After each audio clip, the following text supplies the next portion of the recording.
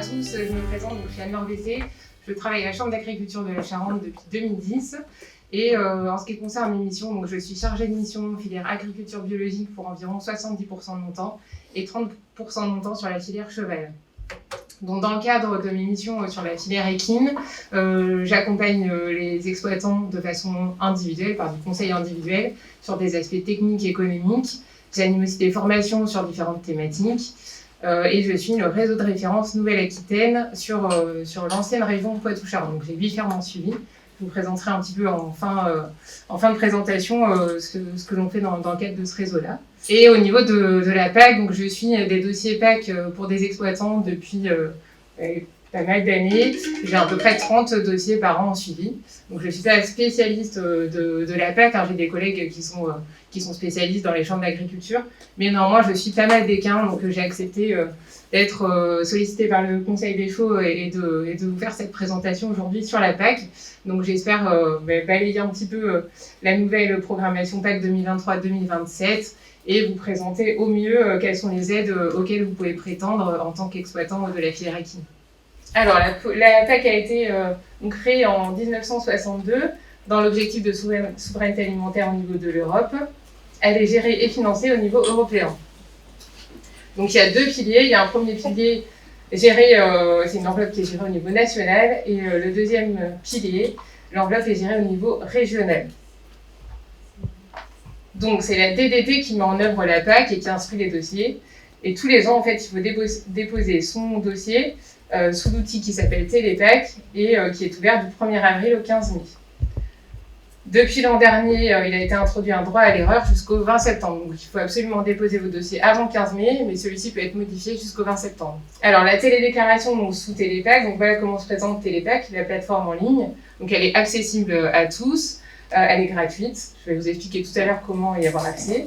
Donc elle permet de demander les aides PAC, de déterminer les surfaces éligibles, qui pourront bénéficier des aides PAC, de vérifier les conditions d'accès aux différentes aides.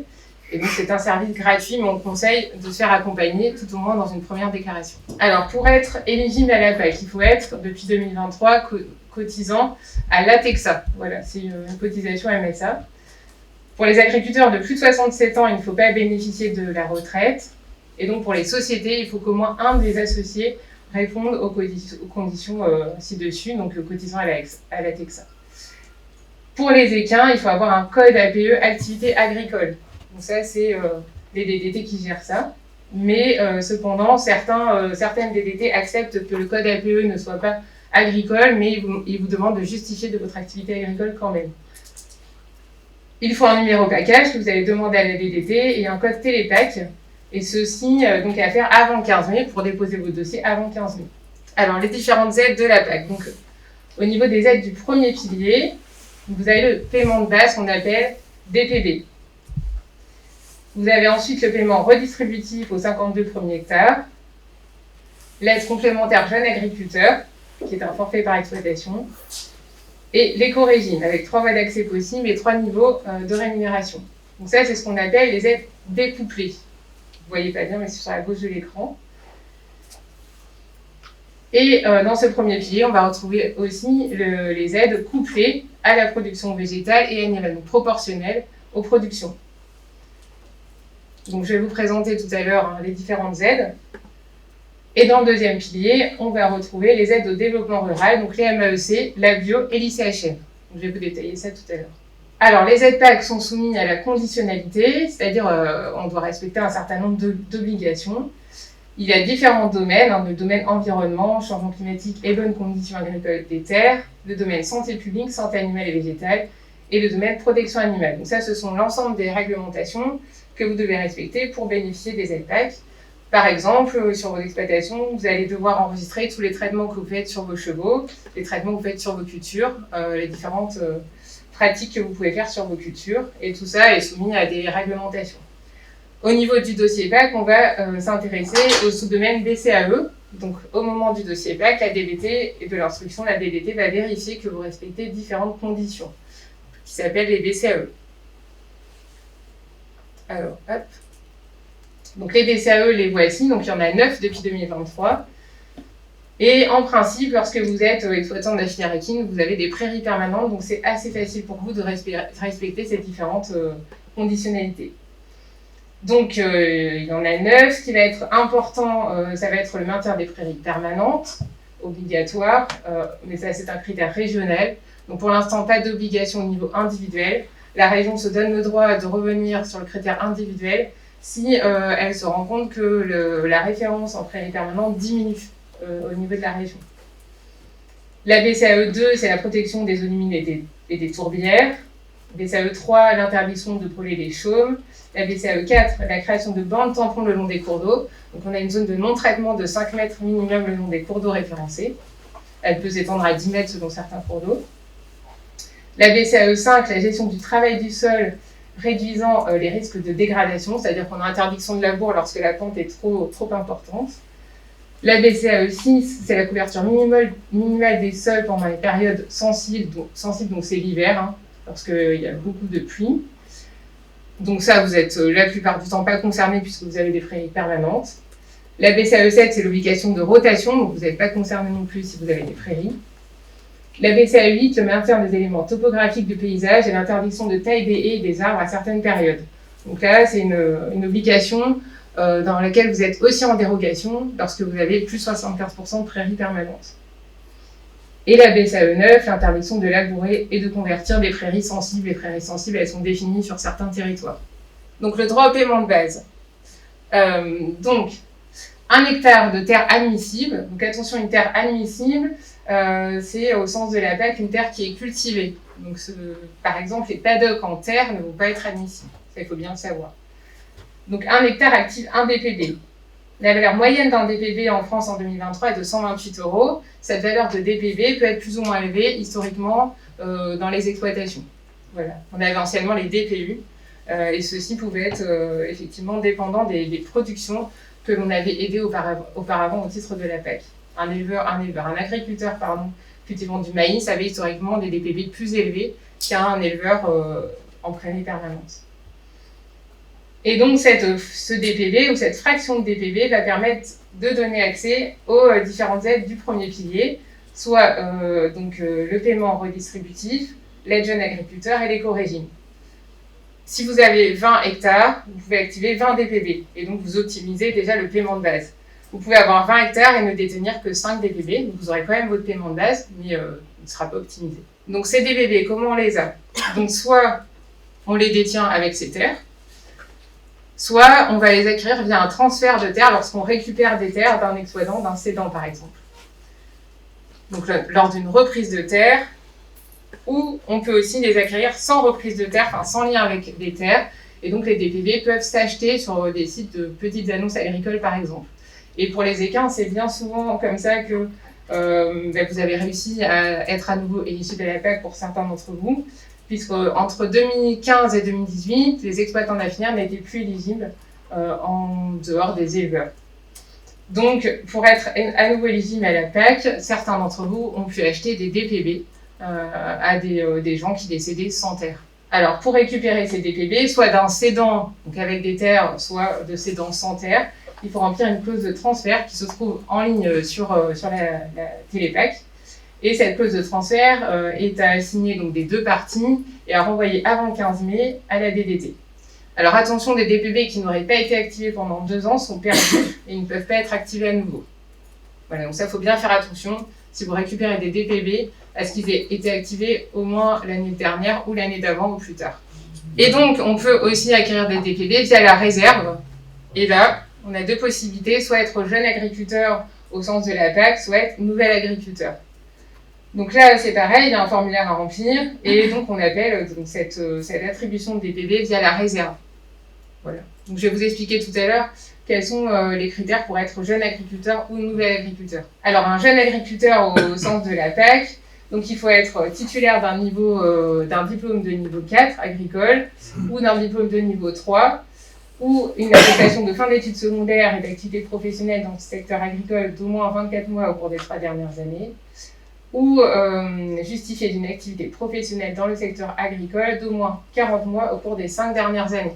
Alors, le nouvel agriculteur, il doit être, lors de sa demande pour la première fois agriculteur, actif, être titulaire d'un diplôme de niveau 3, donc le bébé ne doit pas en faire partie non plus, je suppose, disposer d'une expérience professionnelle dans le secteur de la production agricole d'au moins 2 ans au cours des 3 dernières années précédant l'installation. Une fois que vous avez des DPB, vous avez un portefeuille de DPB. Et d'ailleurs, c'est celui-ci que vous devrez demander au cédant pour savoir quelle est la valeur de ces DPB. Et donc ça, c'est un formulaire, un document que vous allez trouver sur Télépac. Donc là, par exemple, c'est une jeune agricultrice qui s'est installée il y a 2 ans. Elle a fait sa première demande d'aide PAC l'année dernière. Elle a fait une demande de réserve aux jeunes agriculteurs pour obtenir des DPB. Donc elle avait un peu plus de 20 hectares 25. Et elle a obtenu 20 hectares 25 DPB pour une valeur de 126 €. Donc là, je vous ai mis un exemple. Donc on a un agriculteur, par exemple, de 42 ans qui a 20 DPB dans son portefeuille pour 30 hectares de prairies permanentes. Donc au niveau du paiement de base, il va avoir donc 20 DPB fois 128 € puisque c'est la valeur de son DPB. Donc 2560 € au titre du paiement de base. Donc ensuite, une fraction de DPB peut vous donner accès à ce qu'on appelle le paiement redistributif. Donc ça, c'est un forfait de 50 € hectare qui est attribué pour les 52 premiers hectares et ça a pour vocation d'aider les petites structures. Donc là, toujours notre agriculteur, donc il va recevoir, en plus de son paiement de base, sur ces 30 hectares, même s'il n'a pas de DPB pour ces 30 hectares, il va quand même recevoir 30 hectares fois 50 € d'aide au paiement redistributif, soit 1500 €. Donc même si vous avez une petite fraction de DPB, vous pouvez avoir accès à ce paiement redistributif sur l'ensemble de vos surfaces. L'aide complémentaire jeune agriculteur, donc ça, c'est une aide complémentaire, forfaitaire, et la notion de jeune agriculteur, c'est la même que tout à l'heure, donc avoir moins de 40 ans, être titulaire d'un diplôme de niveau 4 ou justifier d'une expérience agricole d'au moins 40 mois au cours des 5 dernières années. Et donc cette demande d'aide de jeune agriculteur, elle doit se faire dans les 5 années civiles qui suivent l'installation. Donc c'est l'aide dont je vous parlais tout à l'heure qui dure pendant 5 ans. Forfaitaire. Pour celle-ci, il faut aussi avoir une fraction de DPB. Et donc, l'aide était de 4300 € en 2023. Donc, l'exploitante dont je vous parlais tout à l'heure, qui a fait une demande d'aide DPB à la réserve, elle a reçu également 4300 € d'aide forfaitaire JA. Et qu'elle recevra donc pendant 5 ans. Donc là, l'exemple, l'agriculteur a 37 ans. Il a 20 DPB, toujours sur 30 hectares de prairies permanentes, donc il reçoit l'aide au paiement de base, le paiement redistributif et l'aide complémentaire jeune agriculteur, 4300 €. Donc ensuite, vous avez dû entendre parler de l'éco-régime, c'est une notion qui a été créée donc, l'an dernier avec la nouvelle programmation PAC. Donc là, c'est quelque chose qui n'est pas obligatoire non plus, c'est quelque chose qui vient en plus. Et pour y accéder à cet éco-régime, il y a 3 voies possibles, la voie des pratiques agricoles, la voie de la certification ou la voie des infrastructures agroécologiques. Et il y a plusieurs niveaux de paiement, donc le niveau standard ou le niveau supérieur, donc à chaque fois pour les 3 voies. Donc, ils avaient annoncé 60 € par hectare pour le niveau standard l'année dernière et 80 € par hectare pour le niveau supérieur, et en bio 110 € par hectare. Sauf que finalement, il y a plus d'agriculteurs que prévu qui étaient éligibles à l'éco-régime, et donc ils ont dû revoir à la baisse les montants de l'éco-régime. Donc finalement, pour le premier niveau, il a été payé à 40 € hectare en 2023, et le deuxième niveau, donc supérieur, il a été payé à 60 € hectare. Donc souvent, quand vous êtes exploitant équin et que vous avez des prairies permanentes, vous accédez à l'éco-régime via les pratiques agricoles, et vous atteignez le niveau supérieur. Donc, comment ça se passe ? Alors, donc pour la voie des pratiques agricoles, en fait, il y a un scoring, une grille de points qui permet d'avoir un certain nombre de points selon les cultures en place. Donc, quand vous avez 4 points, vous êtes sur le niveau standard. Quand vous avez 5 points, vous êtes sur le niveau supérieur. Il faut cependant maintenir 80 à 90% de ces surfaces en prairie non labourées pour être au niveau standard et plus de 90% de ces surfaces en prairie non labourées pour être au niveau supérieur. Lorsqu'on a des vignes, il y a un certain nombre de surfaces d'interrang à respecter pour avoir le niveau soit standard, soit supérieur. Donc par exemple, lorsque j'ai 30 hectares de prairies permanentes, eh bien, on peut obtenir 5 points. 5 points parce que d'abord, on obtient 2 points pour avoir une faible surface en terre arable, moins de 10 hectares. Donc terre arable, c'est les terres qu'on peut retourner. Et ensuite, on obtient le bonus prairie permanente puisqu'on a 75% de sa surface en prairie permanente. Et donc là, c'est 3 points de plus.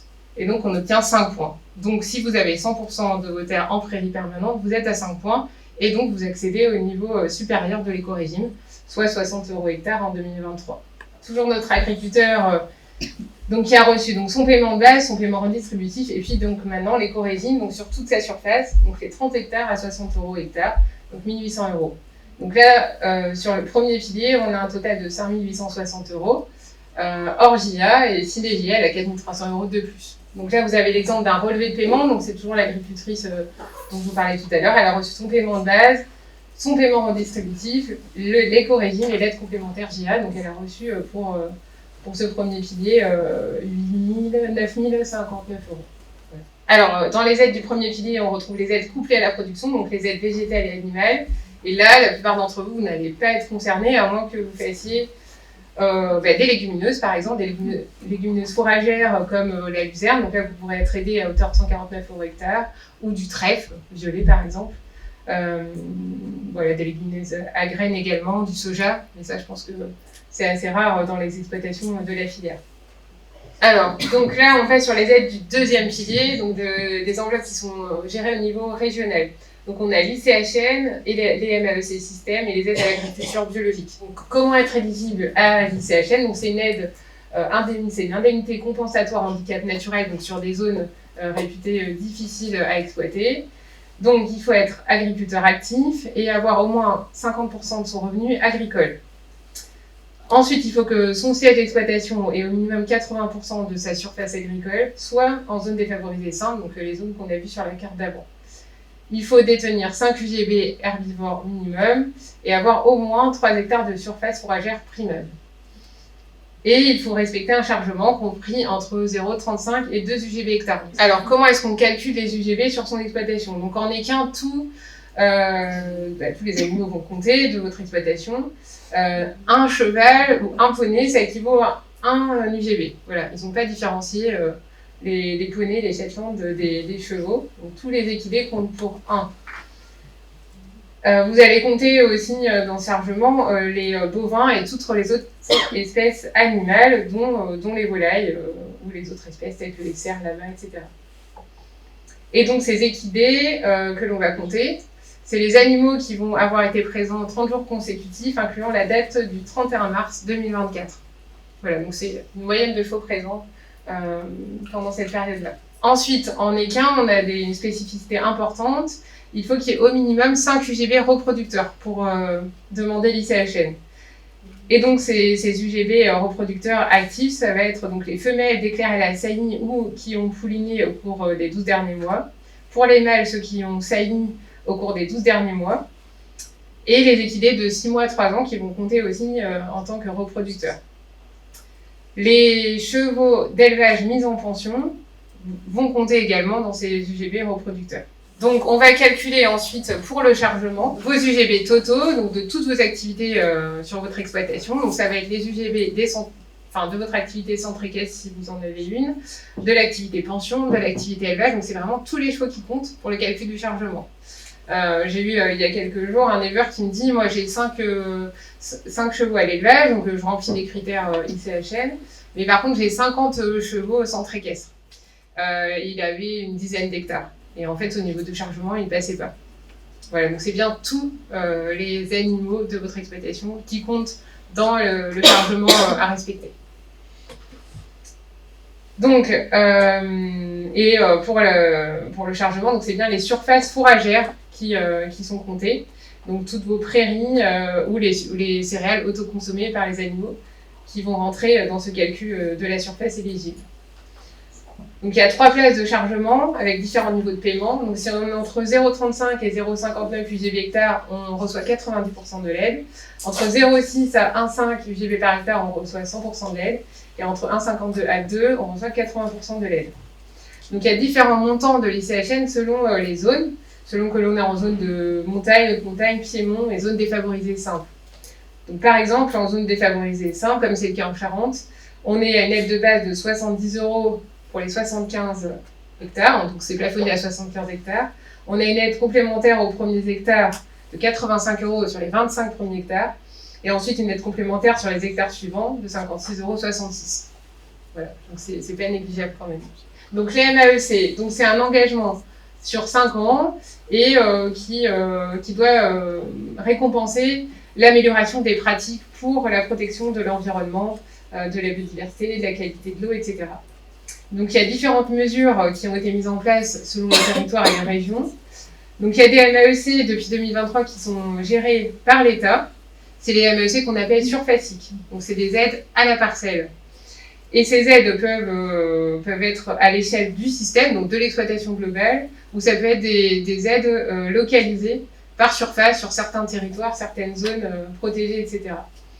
On peut avoir aussi des aides sur des mesures linéaires et ponctuelles, comme sur des linéaires de haies, par exemple. Donc ça, c'est les MAEC surfaciques. Et ensuite, on a des MAEC forfaitaires qui sont gérés par la région. Donc Solange vous en parlera tout à l'heure.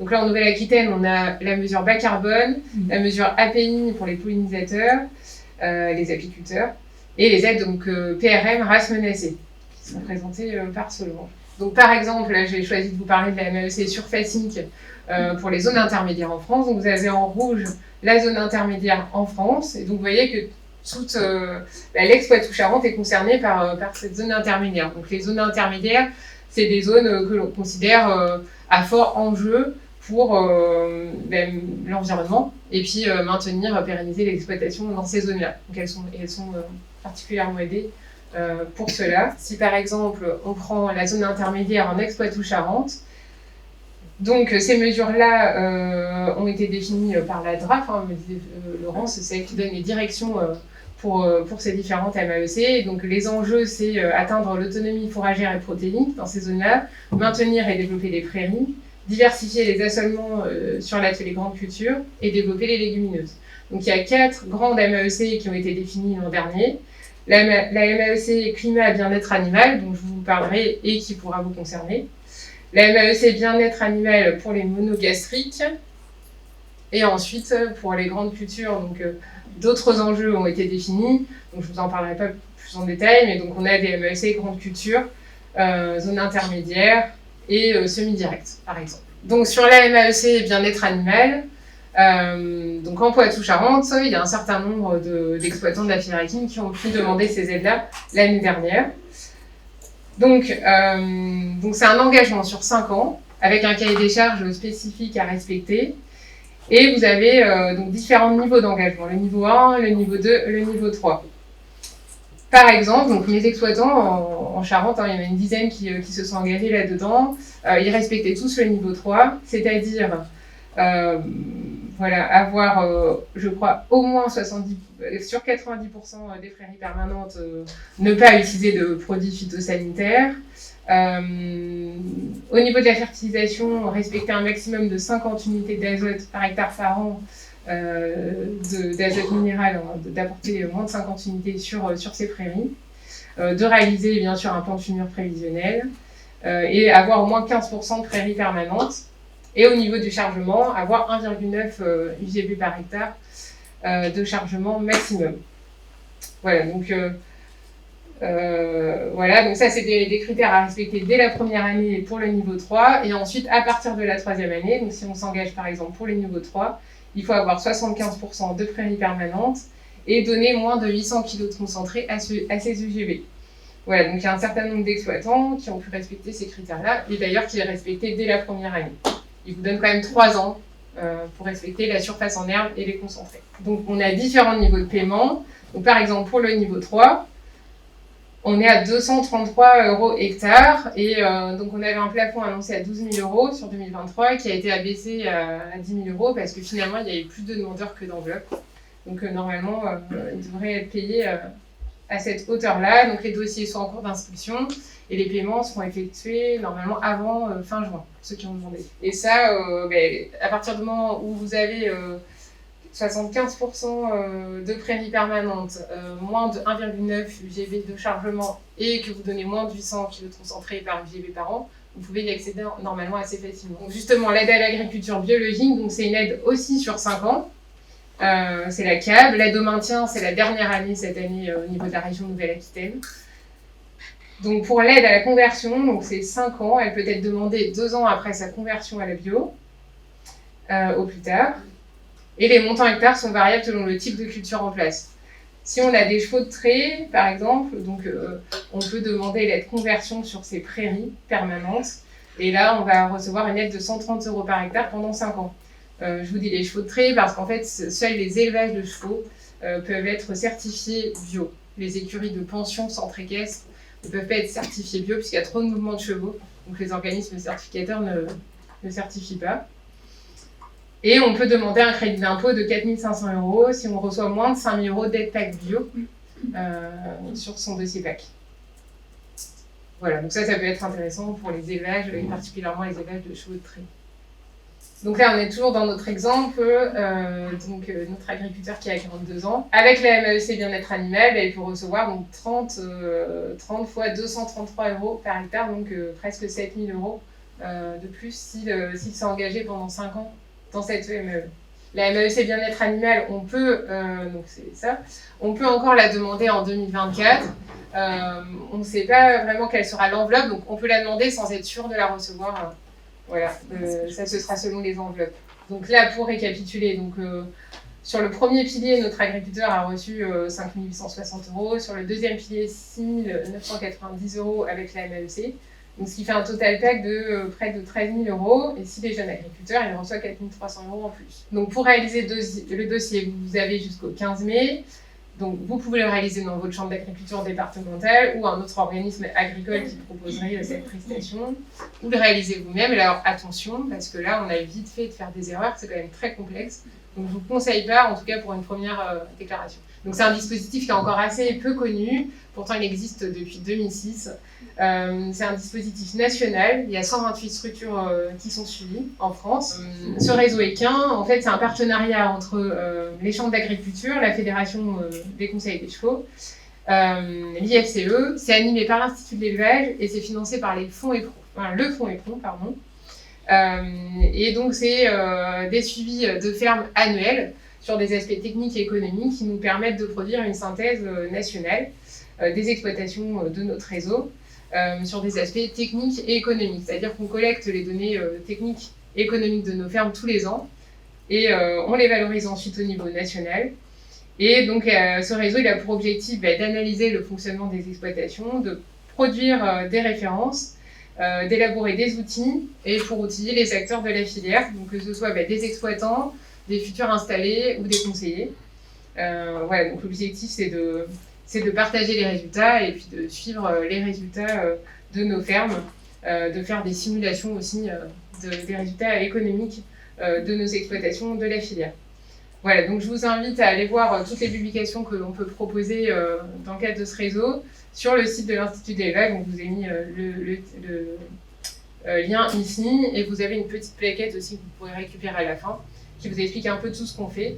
Voilà. Je suis basée sur le site de Poitiers et quand je dis MAEC, là, il s'agit des MAEC forfaitaires. Parce que tout à l'heure, justement, Anne-Laure a évoqué les deux MAEC. Donc, il existe des MAEC surfaciques, dont c'est l'État qui est en charge, donc c'est Adréal qui s'en occupe et c'est géré par les DDT. Vos dossiers sont instruits par les DDT. Et puis, il y a les MAEC forfaitaires qui sont gérés par la région et donc qui sont instruites par la région. Et ça, c'est nouveau en fait. Jusqu'ici, vous n'aviez pas deux types de MAEC qui vous étaient proposés, vous en aviez qu'une et c'était les MAEC surfaciques. Mais à partir de cette année, vous en aviez plusieurs, mais elles étaient toutes gérées et instruites en DDT. Aujourd'hui, il y a eu une scission qui a été faite. Il y a certaines MAEC qui sont gérées en DDT, tandis que d'autres sont gérées en région. Et en région sont gérées donc la MAEC bas carbone, la MAEC pour les apiculteurs et la MAEC PRM, protection des races menacées. Et c'est celle-ci qui peut vous concerner et c'est celle-ci dont je vais vous parler. Alors voilà, donc la région Nouvelle-Aquitaine devient autorité de gestion et service instructeur. Donc le contact, c'est le contact de la région Nouvelle-Aquitaine.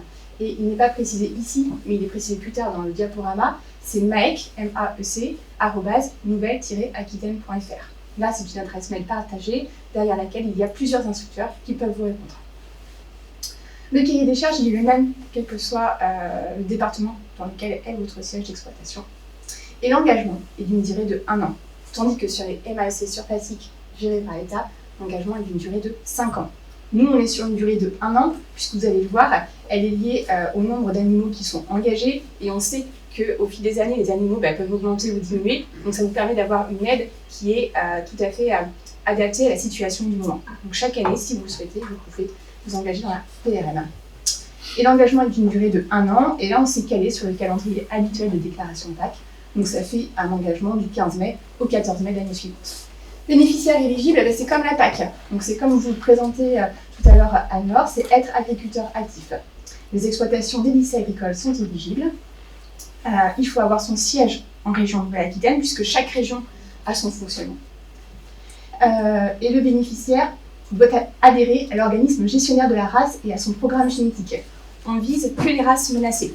Je vais vous donner la liste tout à l'heure, mais du coup, voilà, le bénéficiaire de la MAEC doit aussi adhérer à l'organisme gestionnaire de la race et son programme génétique. Pour les races équines et asines, je vous en dis plus tout à l'heure. Ce que ça veut dire être agriculteur actif, donc c'est être assuré pour son propre compte à l'ATEXA, et l'objet de la société doit être agricole.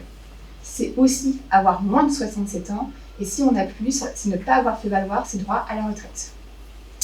Et pour la demande d'aide, comme tout se passe en région, et qu'il n'y a pas de lien entre ce qui se passe sur Télépac et ce qui se passe sur région, vous allez aussi devoir justifier un certain nombre de conditions. Et donc tout ce qui est ATEXA, pièce d'identité, on vous le demandera au moment de la demande d'aide, puisqu'on n'a pas accès, nous, à Télépac. Donc on ne connaît pas votre situation agricole. Donc ce que vous pouvez par ailleurs justifier sur Télépac, nous on n'y a pas accès. Donc du coup il faut aussi le justifier de notre côté. Alors pour les races équines et asines, il y a une condition supplémentaire, c'est avoir une certification. Alors pour la certification, ça peut être qualité guidée, ou EQRS, ou REX 2, REX 3, ou HVE, haute valeur environnementale, ou avoir un élevage bio pour ce qui est des équins ou des asins. Voilà. Et vous avez en dessous tous les contacts, tous les sites internet qui peuvent vous apporter des éléments d'information sur ces différentes certifications. Voilà, sur qualité guidée, maintenant on peut vous apporter des informations en direct. Alors, dès lors que vous êtes propriétaire de races menacées, il faut que vous soyez aussi propriétaire des femelles. Si vous n'êtes pas propriétaire des femelles, vous ne pourrez pas engager ces femelles. Il faut que vous soyez propriétaire. Et en ce qui concerne les mâles, il n'y a qu'une seule PRM par animal. Donc, c'est une copropriété, et il faut s'entendre avec le copropriétaire pour savoir qui demande la PRM. Voilà, de toute façon, il n'y a qu'une seule aide qui est versée par animal. Et il faut avoir fait les déclarations nécessaires auprès de l'IFCE. Donc, quand on s'engage dans une MAEC PRM, l'engagement il porte sur un nombre d'animaux par race et par sexe. Les animaux éligibles sont les effectifs de races pures et de races menacées de disparition. Donc, il existe une liste au niveau national, mais je vais tout à l'heure vous préciser la liste au niveau régional. Tout en sachant que vous pouvez engager des animaux de la liste régionale et ou des animaux de la liste nationale. Races équines et asines, les animaux inscrits au programme officiel de sauvegarde ou d'absorption d'organismes de sélection sont également éligibles. Voilà, donc ça ce sont les animaux qui sont éligibles et qu'on dit races à berceau. Alors on distingue les races à berceau des races hors berceau. Les races à berceau, c'est dont le berceau se situe en Nouvelle-Aquitaine. Pour les équins et asins, on va avoir l'âne des Pyrénées, le baudet du Poitou, le poitevin mulassier, le poney ladin, le poney landais et le Pontiac. Donc ça, c'est les races à berceau. Néanmoins, si vous avez d'autres races menacées, mais qui ne sont pas du berceau de la région Nouvelle-Aquitaine, elles peuvent être éligibles. Le tout, c'est qu'elles soient menacées de disparition et qu'elles soient présentes sur la liste d'INRAE. Après, pour le calcul de l'aide, elles ne seront pas considérées pareilles.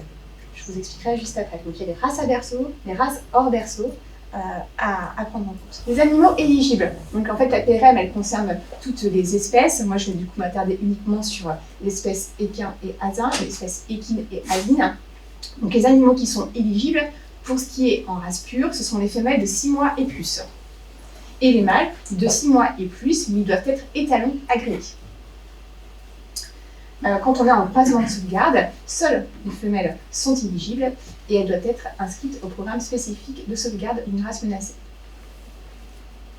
Et le plancher, c'est-à-dire qu'il faut au moins un UGB pour pouvoir demander la MAEC. Donc en l'occurrence, un animal. Le cahier des charges. Donc vous êtes éligible, vous êtes agriculteur actif, vous avez des animaux de race menacée. Quelles sont vos obligations qui vous incombent dès lors que vous vous engagez en MAEC? Eh bien, ce sont celles-ci. C'est déjà de s'engager pour 1 an à définir de façon permanente le nombre d'animaux que vous souhaitez engager. Voilà. Au 15 mai de cette année, vous partez avec un cheval. Il faut que jusqu'au 14 mai de l'année prochaine, il faut que vous ayez ce cheval sur votre exploitation. Il faut que vous fassiez reproduire en race pure au moins 75% des femelles engagées sur la période d'engagement. Pas forcément toutes, mais au moins 75% des femelles engagées. Alors, non, ça c'est pour les bovins, etc. Pour les races équines et asines, c'est au moins 75% des animaux engagés, puisque les mâles sont éligibles pour les équins et asins, tandis que dans les autres espèces, les mâles ne sont pas éligibles. Donc là, c'est au moins 75% des animaux engagés, vous devez les mettre à la reproduction. Donc faire enregistrer les saillies ou les naissances et tenir un registre d'élevage. Donc c'est une durée de 1 an. L'engagement ne peut être rompu. C'est-à-dire que par exemple, vous savez que vous allez arrêter votre activité, vous savez par exemple que vous allez partir en retraite cette année, dans ces cas-là, vous ne vous engagez pas. Encore pour 1 an. Voilà. Sauf cas de circonstances exceptionnelles, quelqu'un qui tombe malade et qui devient tout d'un coup invalide, bon ça il ne pouvait pas le savoir avant de s'engager, donc là effectivement il y a un aménagement du contrat.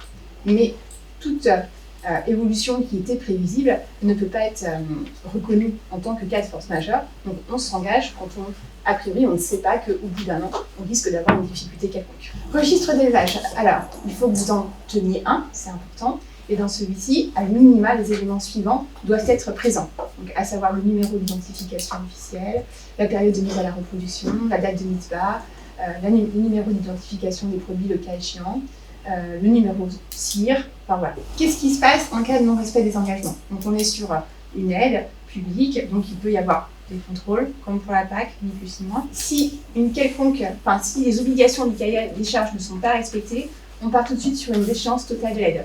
Il n'y a pas de proratisation, il n'y a pas de tout ça. On est sur 1 an ferme, et donc l'aide elle est forfaitaire. Donc dès lors qu'il y a un manque de respect du cahier des charges, que ce soit sur le 75% qui n'a pas été respecté en termes de mise à la reproduction, ou que ce soit sur le nombre d'animaux qui a diminué alors qu'on s'était engagé sur 20 chevaux par exemple, et puis d'un coup au moment du contrôle vous êtes à 15, ça ne marche pas.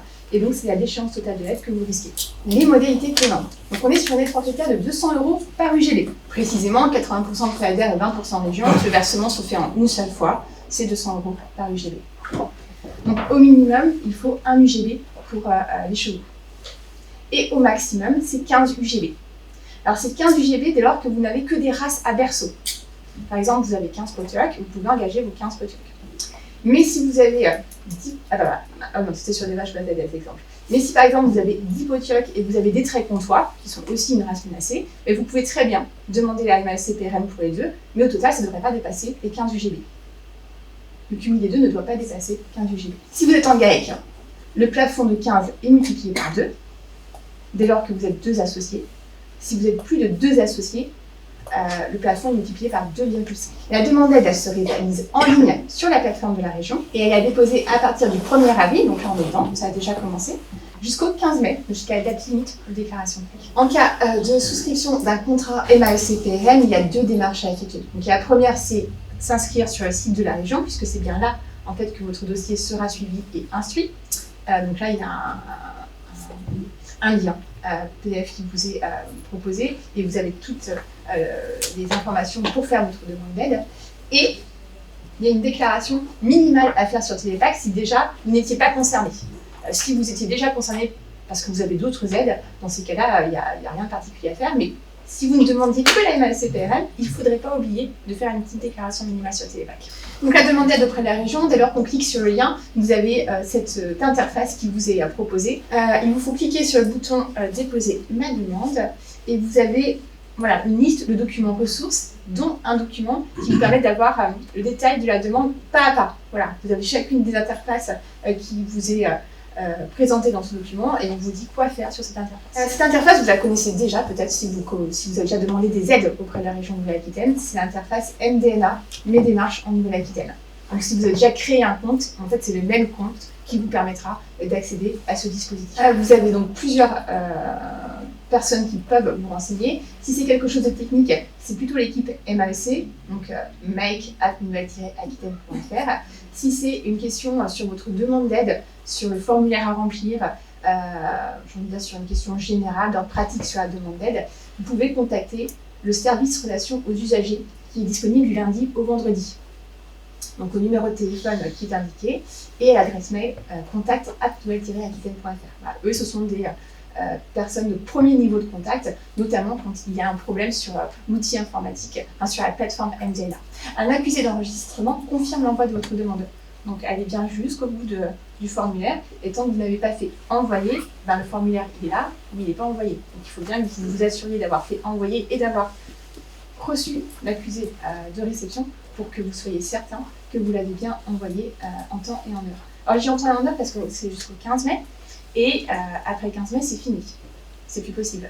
Donc c'est la date fatidique. Il n'y a pas de possible, ce ne sera pas possible le 16 mai, ce ne sera pas possible le 17 mai, c'est le 15 mai et c'est fini. Ça veut dire aussi que si vous sentez que vous avez besoin d'aide pour cette déclaration, n'hésitez pas à anticiper sur votre demande d'aide, parce que sinon ce sera peut-être pas résolu au 15 mai et après ce sera trop tard. Tout en sachant aussi qu'il y a une fermeture exceptionnelle de la région le 8, le 9 et le 10 mai. Donc ça aussi c'est important à le savoir. Si vous ne demandez que la PRM, il vous faut néanmoins faire un dossier PAC dans lequel vous cocherez dans la rubrique dossier PAC sans demande d'aide. Dossier PAC sans demande d'aide, vous direz oui. Voilà. C'est important puisque vous êtes agriculteur et donc en ce sens-là, vous devez vous faire reconnaître au niveau des services télémac. Ce qu'on vous demandera au moment de votre dépôt sur MDNA, c'est un certain nombre de pièces justificatives. De façon classique, c'est l'attestation ATEXA. Ça, c'est pour prouver que vous êtes bien agriculteur actif. C'est votre adhésion à l'organisme gestionnaire de la race. Ça, c'est pour montrer que du coup, vous suivez les recommandations de l'organisme gestionnaire de la race. C'est aussi le RIB de moins de 3 mois, s'il est daté. S'il n'est pas daté, ce sera le RIB, peu importe, puisqu'il n'est pas daté. Et puis une pièce d'identité dans la plupart des cas. Après, voilà, ce sont des pièces particulières dès lors que vous êtes en forme sociétaire ou en forme association ou en lycée agricole. Je ne sais pas toutes les détailler là, mais voilà, on a un minimum de pièces qui est demandé et qui sont annexées à votre dossier. Pour les races équines et asines, il nous faudra aussi l'attestation de la certification. Donc, elle est demandée au moment du dépôt. Si néanmoins votre formation n'est pas encore passée, si votre certification vous n'avez pas au 15 mai, ce n'est pas grave, il faut la faire parvenir le plus vite possible pour que ça ne pose pas de problème au moment de l'instruction. Et puis vous aurez aussi une obligation de publicité, ça on aurait pu mettre dans la diapositive de vos obligations, c'est-à-dire une affiche A3 sur votre exploitation ou un affichage électronique. Sinon c'est une affiche A3 qui est demandée. Il existe des modèles pour ça, donc on pourra vous les faire parvenir à ce moment-là. Cas particulier des contrats PRM 2020, j'en parle non pas pour vous parce qu'a priori vous n'êtes pas concernés, mais pour ceux qui verraient la vidéo en replay. Il y a des agriculteurs qui se sont engagés en PRM en 2020 et en 2020, leur MAEC avait une durée de 5 ans. Donc si elle avait une durée de 5 ans, l'échéance du contrat arrive au 14 mai 2025. C'est-à-dire qu'à ce jour, leur contrat perdure. Et bien pour cela, soit ils maintiennent le contrat qu'ils ont, et dans ces cas-là, ils font leur dernière déclaration sur Télépac, comme d'habitude, et c'est la dernière année jusqu'à l'échéance de leur contrat. Soit ils ont un cheptel supérieur et ils veulent le faire valoir pour bénéficier d'une aide avec un montant supérieur, et dans ces cas-là, ils reviennent vers les services de la région, ils peuvent rompre leur contrat 2020 et souscrire un nouveau contrat 2024. Comme ça, ils auront une aide qui sera proportionnelle au nombre d'animaux déclarés. Et dans ce cas-là, il faudra faire une résiliation, mais elle se fera sans remboursement ni pénalité financière. Les documents ressources, donc ce sont l'appel à projet disponible en ligne, le guide de demande d'aide pour vous aider à faire votre demande d'aide, et puis la notice Télépac pour la déclaration minimale pour ceux qui n'avaient pas l'habitude d'en faire une, le cas échéant. Et pour les contacts, alors c'est surtout le service relations usagers de la région de Nouvelle-Aquitaine, comme je vous le disais, l'équipe MAEP pour les questions techniques, mais sur le terrain, le CREGEN, qui est le conservatoire régional qui rayonne surtout en Poitou-Charentes, et le conservatoire des races Aquitaine sont aussi vos interlocuteurs. Dès lors que vous avez des races menacées, ce sont des interlocuteurs incontournables, tout comme les organismes de sélection et les associations de races menacées que vous devez, j'imagine, connaître par ailleurs. Voilà. On les a informés, on a des réunions régulières avec eux, des entretiens, donc voilà, n'hésitez pas à les contacter si vous souhaitez avoir un conseil particulier. Et l'idée était de vous faire un peu une présentation sur les autres aides régionales que vous pouvez avoir au niveau cheval. Donc au niveau du Conseil des équidés, on a depuis février, on a essayé de mettre en place sur notre site internet une page liée vraiment à toutes les aides que vous allez pouvoir retrouver, que ce soit au niveau national ou au niveau régional.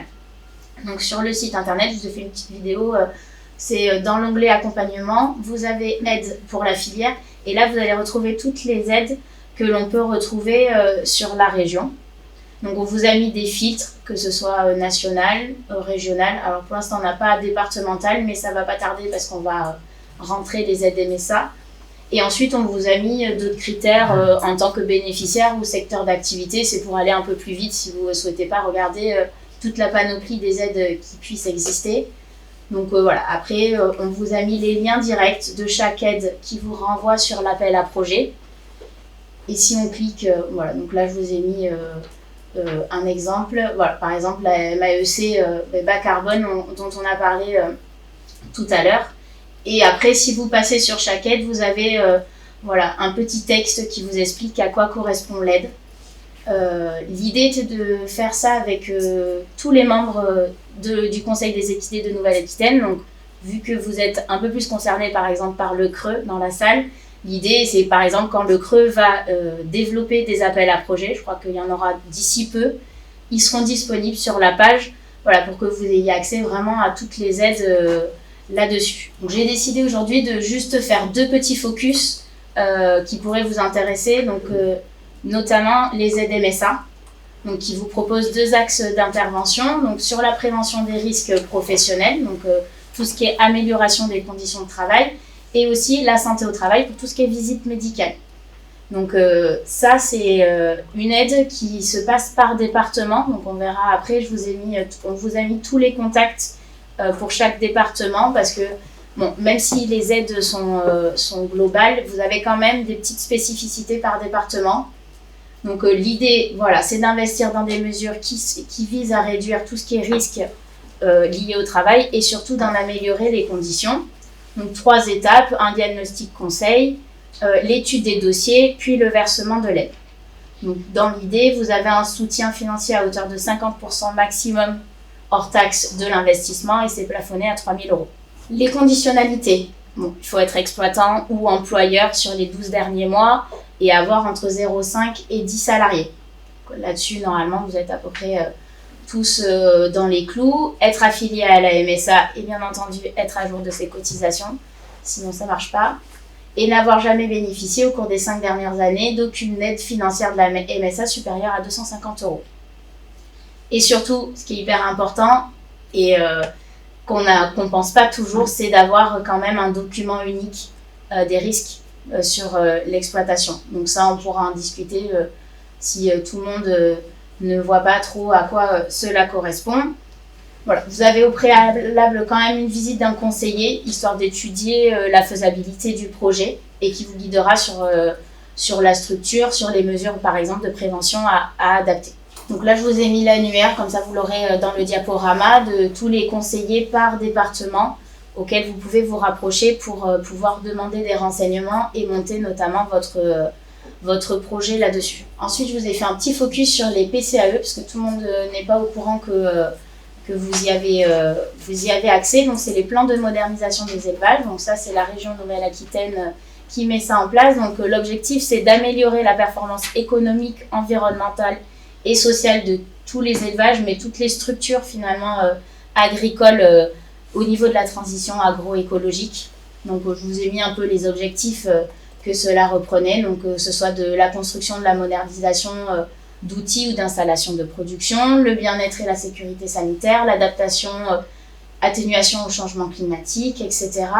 Les dépôts de dossiers, on est encore dedans, on est dans la 2e phase, donc c'est du 1er mai au 30 juin. Donc là-dessus, on est dans les clous, vous allez pouvoir, si jamais, pouvoir monter un dossier. Donc, voilà, vous avez un plancher de minimum, donc c'est 25 000 € hors taxe. Et après, un plafond de dépenses éligibles. Donc quand vous êtes tout seul, donc vous avez 100 000 € et un peu comme tout à l'heure, voilà, les GAEC à 2 associés, c'est 200 000. Et à 3 associés, c'est 250 000. Voilà, toutes les personnes contact. Dans chaque département, vous avez une personne contact et c'est un dossier à remplir et à déposer à la région.